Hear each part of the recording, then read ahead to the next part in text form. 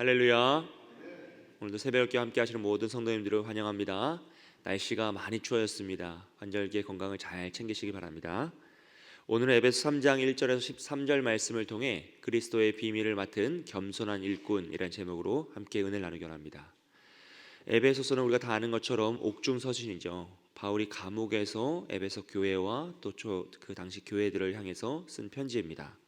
1장에서는 하나님의 원대하신 경륜이 나왔습니다. 삼위일체 하나님께서 이루시는 그 구원의 역사를 선언하고요. 2장에서는 그 계획을 성취하시기 위한 일, 즉 예수 그리스도께서 우리를 어떻게 구원해 내시는지, 구원받기 전과 후 우리가 죽은 자였다가 생명을 얻은 자로 변화되는 그 과정을 설명합니다. 그리고 3장에 와서는요, 교회의 목표가 무엇인지를 설명하고 있어요.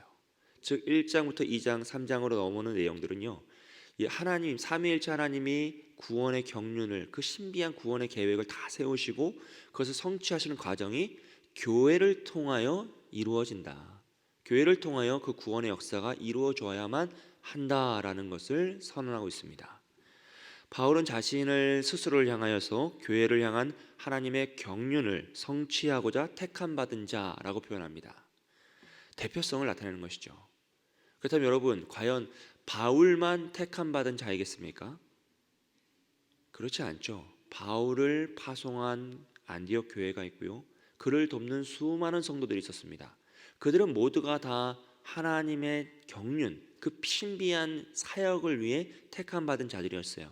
그럼에도 바울은 스스로가 대표성을 가지고 있기 때문에 자신이 그렇게 택함 받은 자다라고 표현할 뿐이죠.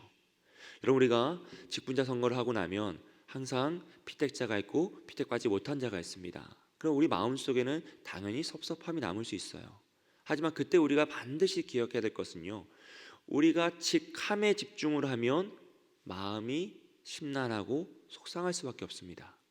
하지만 우리가 주를 섬기는 그 직분에 집중하면요, 우리의 마음은 자유할 수 있습니다. 왜냐하면 누구나 다 택함 받아서, 그 피택을 받아서 직함을 받는 것은 아니기 때문이에요. 그것은 이미 그리스도의 몸된 교회를 설명할 때 다 설명이 되어 있습니다. 모두가 다 머리가 아니고, 모두가 다 입이 아니고, 모두가 다 눈이 아닌 것처럼 우리가 맡겨진 그 직분에 충성하며 교회를 섬기고, 하나님께서 나에게 허락하신 그 직분을, 직함에 대한 직분을 더 정말 성실히 감당하면, 섬기는 자 역할을 감당하면요, 우리는 흔들리지 않을 수 있어요. 왜냐하면 오늘 이 시대에 무명의 그리스도인이 얼마나 많은지 모릅니다. 비록 직함은 없지만 하나님께 칭찬받는 무명의 그리스도는 너무나 많다는 것이죠. 오늘 비록 바울이 자기 자신을 대표성을 가지고 나타내지만 그의 뒤에서 중보하여 기도하는 돕는 자들이 있었고요, 물질로 돕는 자들이 있었고요, 동역으로 돕는 자들이 있었고, 그를 파송한 교회가 있었어요. 그들은 모두 다 하나님께 칭찬받는 그리스도인들이었고요, 하나님의 비밀한 경륜을 이루어내는 택함받은 자들이었다라는 사실입니다. 이것이 곧 교회의 목표인 것이죠. 현재 바울은 로마 교회에 감금되어 있습니다. 그러나 바울은 스스로 자신이 처한 상황을 수치스럽게 생각하거나 부끄러워하지 않아요. 오히려 하나님의 영광을 드러내는 사역이다. 나는 이 복음을 통하여 고난받는 것을 두려워하지 않노라. 그것이 나에겐 수치가 부끄러움이 아니라 영광이다 라고 표현합니다. 여러분, 우리가 복음을 믿고 그것을 전할 때 때로는 고난을 당할 수 있습니다. 때로는 부끄러움을 당할 수도 있습니다. 하지만 그것은 우리의 수치가 아니라 영광입니다. 그래서 힘써 전해야 한다라고 바울은 우리를 격려하고 있는 것이죠. 이것이 곧 교회의 목표입니다. 무엇입니까? 복음의 확장을 위하여 내가 낮아지는 것을 두려워하지 않고, 내가 부끄러움을 당하는 것을 두려워하지 않고, 이 시대에서 언제 어디서나 복음의 확장을 위하여 힘써 나아가는 것이죠. 2절 말씀을 보시면요, 그것을 하나님의 그 은혜의 경륜이라고 표현해요. 여기서 경륜은 헬라어 오이코노미아라는 단어인데요, 관리, 집안 관리자 또는 직분이라는 어휘입니다. 즉 사도직을 의미하죠. 바울이 사도로서 부름받았으니 그것이 하나님의 경륜이다라고 하는데요, 그것을 은혜의 경륜이다라고 표현해요. 왜 은혜의 경륜이라고 표현하냐면, 자신은 원래 교회를 핍박하던 핍박자였는데 이런 나를 부르셔서 사도로 세우셨다. 이런 나를 택하셔서 이방인에게 복음을 전할 자로 세우셨다. 그러니 나의 것은 아무것도 없고 모든 것이 다 하나님의 은혜다라고 표현하는 것이죠. 여러분, 이런 바울의 태도는 우리 모든 그리스도인의 태도가 되어야 할 줄 믿습니다. 우린 다 죽어마땅한 죄인이었으나 하나님께서 은혜로 우리를 부르셔서 하나님의 아들 삼아주시고 딸을 삼아주시고 자녀 삼아주셔서 그리스도인이란 성도라는 거룩한 직함을 주시고 오늘 우리가 이 복음을 들고 나아가 전할 수 있는 직분을 허락하셨기 때문입니다. 할렐루야.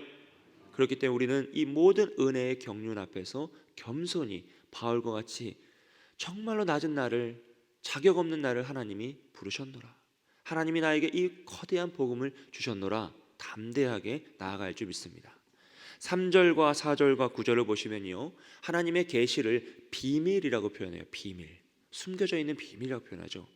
왜냐하면요, 이 구원의 진리가 모든 시대의 모든 사람들에게 동일하게 계시되었던 것은 아니기 때문입니다. 여러분, 구약과 신약의 차이가 있습니다. 또 유대인과 이방인에게 차이가 있습니다.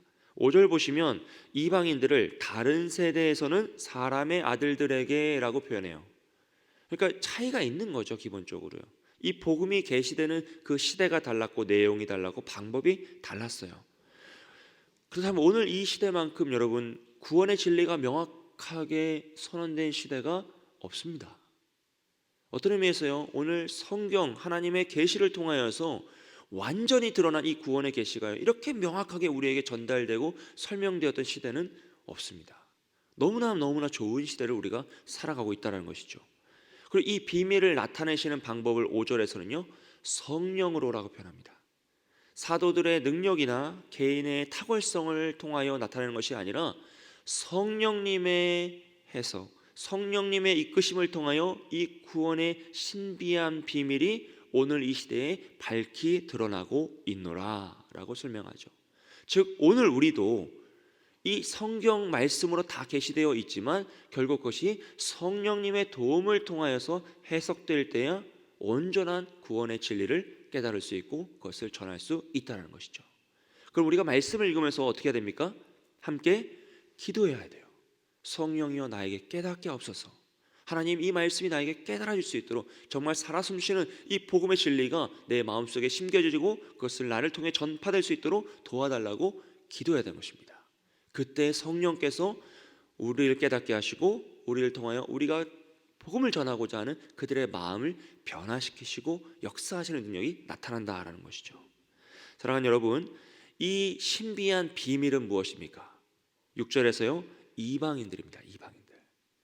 그 전까지는 유대인들에게만 복음이 전해졌을 거다라고 하며 선민의식을 가지고 있었는데 이제는 그 복음이 모든 이들에게, 이방인들에게 다 전하여져서 함께 상속자가 되고 함께 지체가 되고요 함께 약속에 참여하는 자가 된다라고 설명하고 있어요.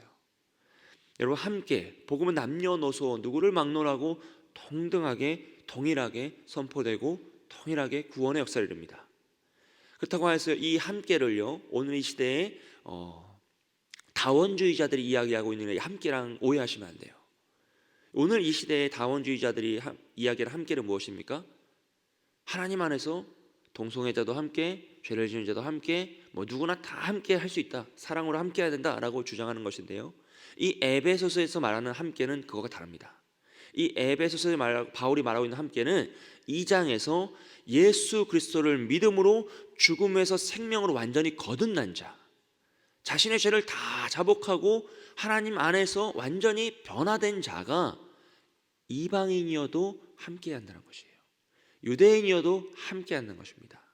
죄로 인해 죽을 수밖에 없는 내가 하나님으로 말미암아 예수 그리스도로 말미암아 살아났구나, 완전히 거듭났구나, 예전에 나는 다 죽은 쓰레기와 같은 자이고 이제 나는 주를 위하여 살겠노라, 내 것을 다 내려놓고 주를 위하여 살겠노라라고 믿음의 고백을 하는 이방인인 것이죠. 오늘 이 시대의 기준과는 다른 것입니다. 그래서 그 모든 자들과 함께하고요, 그 모든 자들에게 복음을 전하는 바울의 자세는 7절부터 8절 말씀을 보시면요, 자신의 능력과 지혜가 아니라 성령 하나님을 따라서 하나님의 은혜로 사역을 감당한다라 그래요. 모든 성도 중에 지극히 작은 자보다 더 작은 나를 하나님이 부르셨다. 핍박자였던 나를 사도로 부르셨다. 그리스도의 풍성함을 이방인에게 전하게 하시고자 부르셨다라고 하면서 자신의 사역의 방향성을 명확히 하고요, 자신의 존재성을 명확히 합니다. 겸손하죠. 즉 지금 바울이 집중하고 있는 것은 무엇입니까? 직함이 아니라 직분입니다. 내가 이방인의 복음을 전하는 자로 부르심을 받았노라. 정말 나는 핍박자, 정말 행악자였는데 하나님이 나를 부르셨노라. 그러니 나는 내 목숨을 아까워하지 않으며 그 길을 달려가겠노라 라고 선언하고 있는 것이죠. 그 10절을 보시면요, 교회로 말미암아라 그래요. 천사도 궁금해할 만한 구원의 진리를 교회를 통하여 선포되고 있다.